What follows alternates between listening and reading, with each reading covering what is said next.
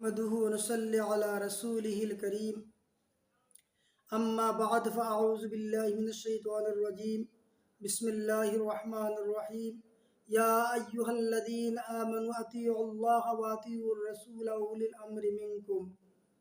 सम्मानित दर्शकबृंद,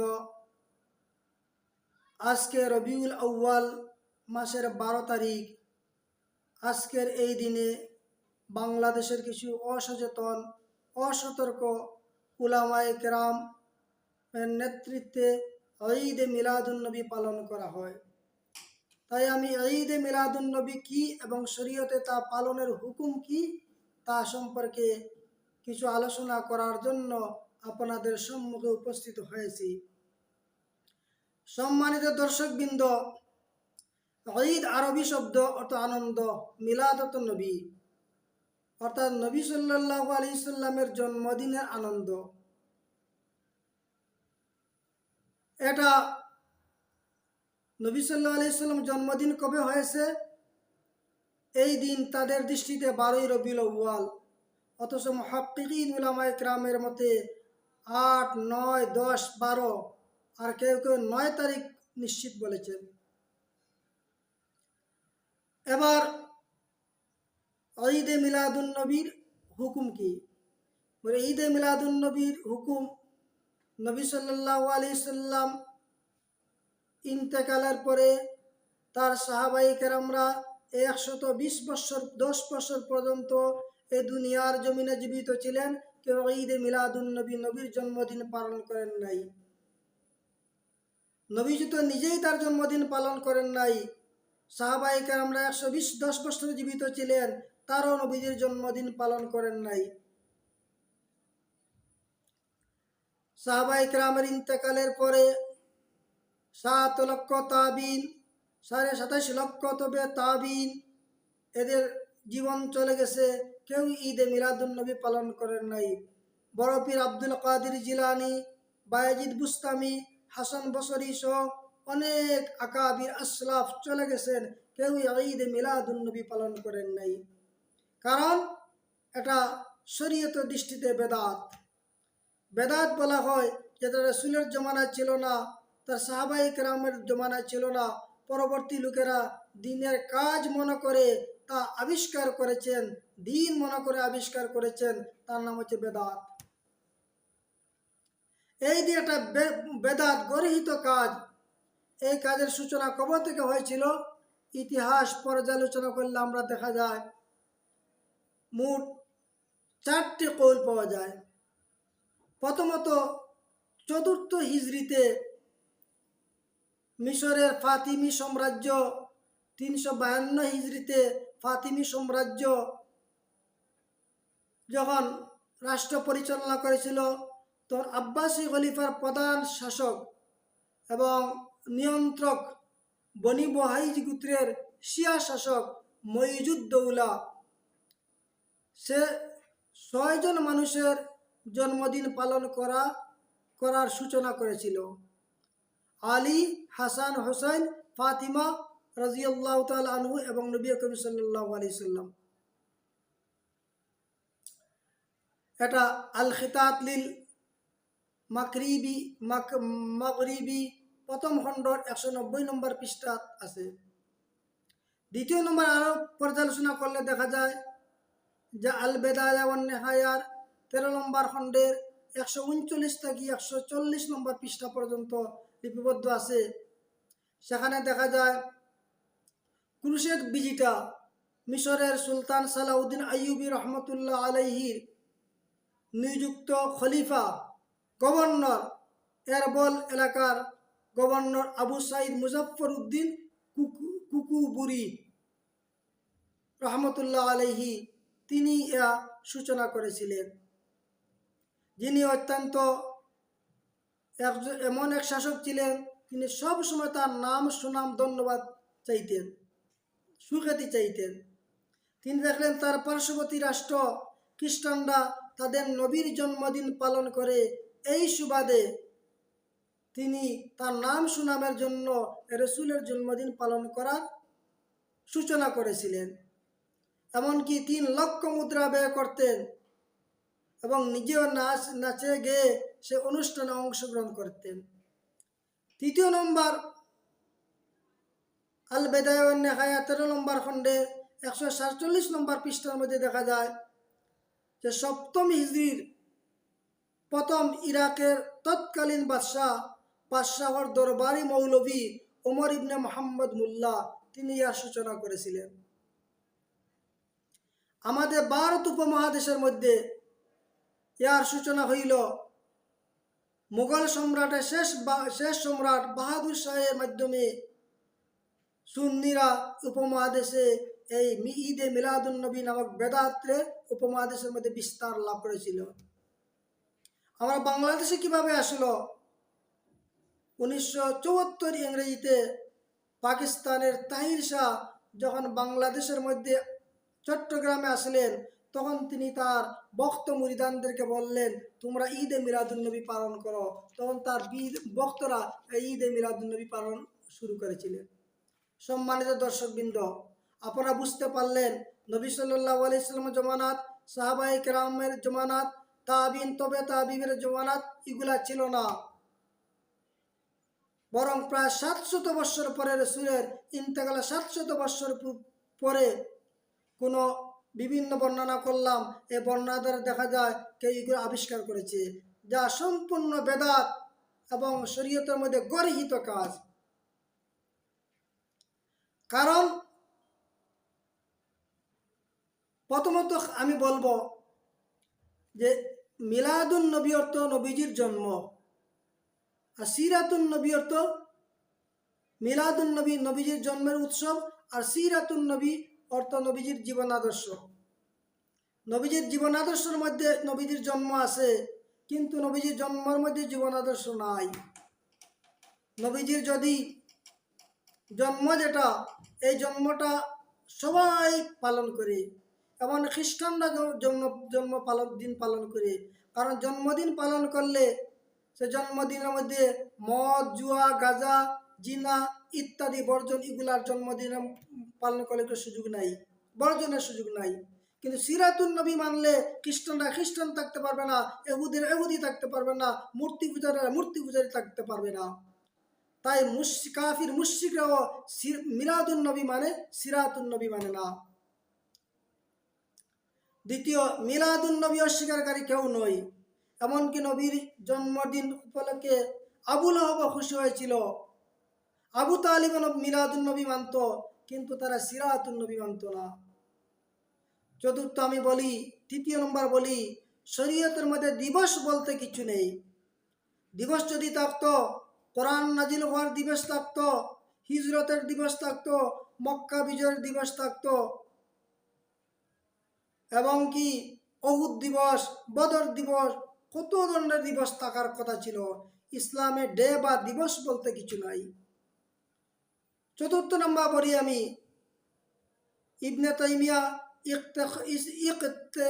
ইখতিয়াসুস সিরাতুল মুস্তাকিম নামক কিতাবে 1964 নম্বর পৃষ্ঠার মধ্যে লিখেছেন যে 4 মযহবের ইমামগণের সর্বসম্মতিক্রমে ফতোয়া হইল যে মিলাদুন নবী জন্মদিন পালন করা, মিলাদ বা জন্মদিন অনুষ্ঠান হইল কি বেদাত। সম্মানিত দর্শকবৃন্দ, আপনারা জানতে পারলেন এই মিলাদুন নবী, নবী করিম সাল্লাল্লাহু আলাইহি মিলাদুন নবী কি এবং পালন করার হুকুম কি। হাদিস শরীফের মধ্যে আছে, রাসূল মকবুল সাল্লাল্লাহু আলাইহি সাল্লাম প্রতি সোমবারে রোজা রাখতেন। আন আবি কাতাদা রাদিয়াল্লাহু আনহু সুইলা রাসূলুল্লাহ সাল্লাল্লাহু আলাইহি সাল্লাম আনিল ইসনাইন ফাকালা ফি উলিদতু ওয়া ফি উনজিলা আলাইয়া। মুসলিম শরীফের 2807 নম্বর হাদিসের মধ্যে আছে, আল্লাহ নবী সাল্লাল্লাহু আলাইহি সাল্লাম প্রতি সোমবারে রোজা রাখতেন। সাহাবীরা জিজ্ঞাসা করলেন, ইয়া আল্লাহর নবী, আপনি সোমবারে রোজা রাখেন কারণ? নবী বলেন, এই দিন আমার জন্ম হয়েছে এবং এই দিনে কোরআন নাজিল হয়েছে, ইয়া আল্লাহ শুকরিয়া হিসাবে আমি এই দিন রোজা রাখি। সম্মানিত দর্শকবৃন্দ, রাসূল সাল্লাল্লাহু আলাইহি সাল্লাম তার জন্মদিন পালন করেছিলেন রোজা রেখে। আর আমাদের দেশের আশিকানে রাসূল, যাদেরকে আমি গুস্তাখ রসুল বলি, তারা নবীজির জন্মদিন পালন করে, মাঠ ময়দান গরম করে, জশ্নে জুলুস করে, বিরিয়ানি খেয়ে, মিষ্টি খেয়ে, জিলাপি খেয়ে রসুলের জন্মদিন পালন করে। এদের আদর্শ রসুলের আদর্শের সাথে কি মিল আছে? খেলাফে পয়গম্বর কেসরা গজিদ কে হরগিজ বমনজিল না খাহিদ রশিদ। বিশ্ব নবীর পথ ছেড়ে যারা ভিন্ন পথে চলে, কখনো পৌঁছিবে না তারা সঠিক মঞ্জিলে। বেরাদরান ইসলাম, জন্মদিন পালন করা এটা শরীয়ত সম্মত নয়, এটা শরীয়তে সমর্থন করে না।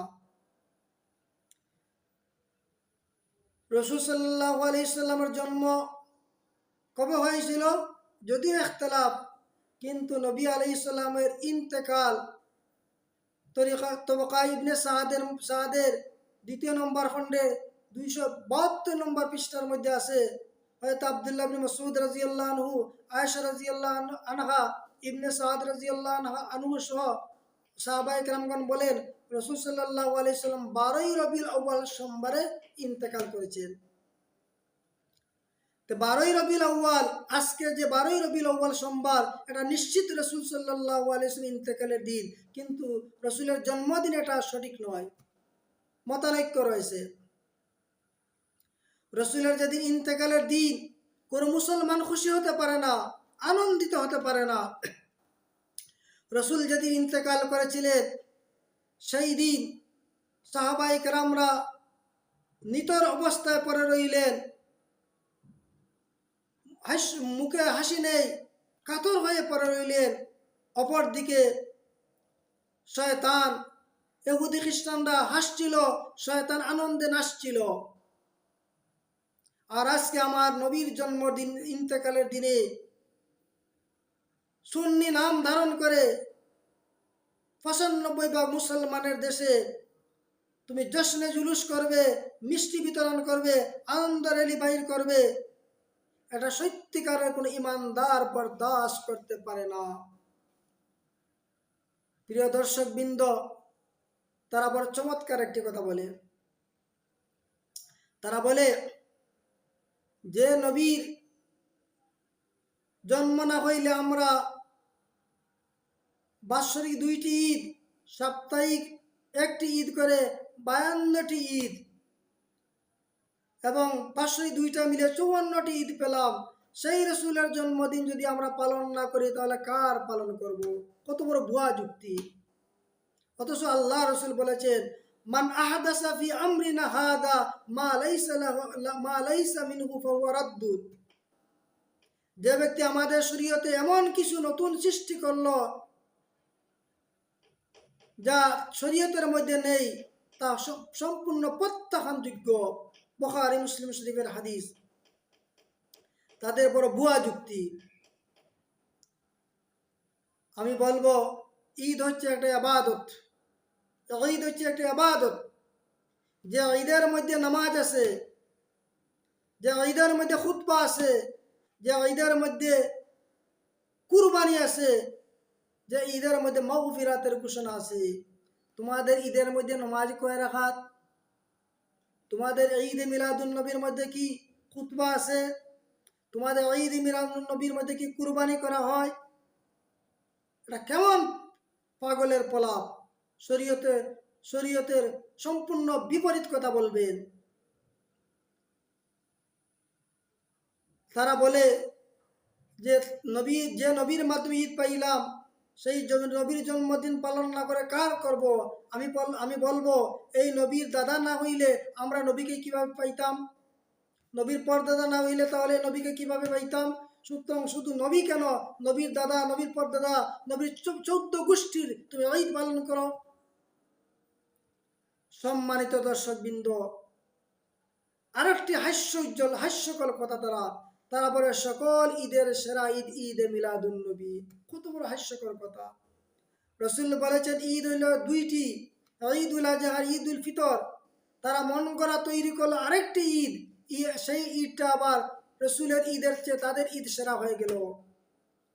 আরে মূর্খের দলেরা, তোমাদের কথা কি রাসূলের কথার চেয়ে দামি? তোমাদের কথা কি রসুলের কথার তো বেশি ওজন বেশি। রসুল বলেছেন 2টি ঈদ, তুমি বানাইলে 3টি ঈদ, আবার তোমারটা সেরা হয়ে গেল। বোঝা গেল রসুলের কথার চেয়ে তোমার কথা বেশি দামি, রসুলের কথার চেয়ে তোমার কথার বেশি ওজন। বুঝলাম রসুলের কথার চেয়ে তোমার কথা ওজনই হয়ে গেল। তো রসুলের যে ঈদ নির্দেশ দিয়েছেন, সে ঈদের তো নামাজ 2 রাকাত, তোমাদের ঈদের নামাজ 6 রাকাত, কমপক্ষে তো 2 রাকাত 6 রাকাত হবে নামাজ, 4 রাকাত হওয়ার কথা আছে।